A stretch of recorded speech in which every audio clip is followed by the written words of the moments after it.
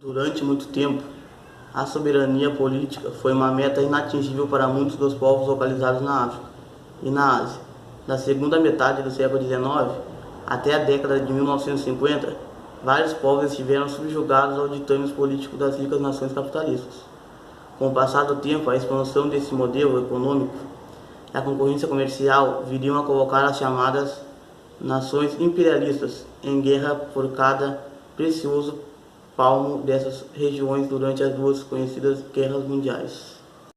Após a Segunda Guerra Mundial, chega ao fim o período em que as principais potências econômicas do mundo buscavam assegurar seus interesses econômicos por meio da exploração de regiões africanas e asiáticas.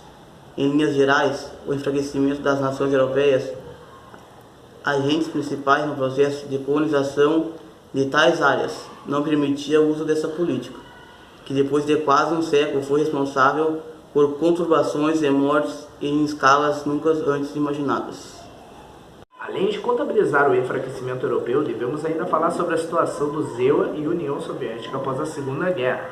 Depois de 1945, essas duas nações se fortaleceram enormemente e apresentavam condições de disputar entre si as várias áreas de influência econômica deixadas pela Europa. Contudo, ambas sabiam que o conflito direto seria um preço alto demais a ser pago e um cenário internacional desgastado por grandes agitações.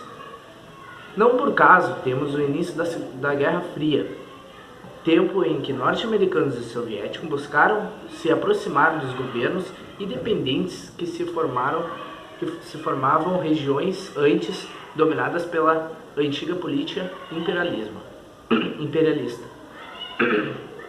Somente entre as décadas de 1950 e 1960, mais de 40 novos países surgiram no interior do território afro-asiático.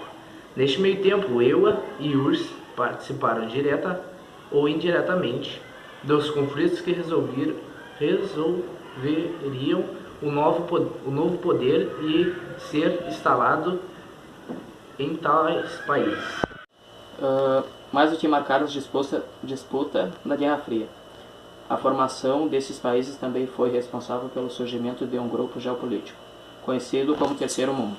Em linhas gerais, os países terceiro-mundistas tinham uma economia frágil e ainda enfrentavam grandes entraves para a consolidação do Estado, a resolução de seus problemas de uma ordem social. Além das nações descolonizadas, o Terceiro Mundo também era formado por grande parte de nações da América Latina. Disputarem entre si as várias áreas. Durante muito tempo, puta que pariu. Eu sou o Douglas, você não é o Douglas. Eu sou o Douglas, você não é o Douglas. Eu sou o Douglas, você não é o Douglas. Eu sou o Douglas. Eu sou o Douglas, você não é o Douglas. Eu sou o Douglas, você não é o Douglas. Eu sou o Douglas, você não é o Douglas. Eu sou o Douglas.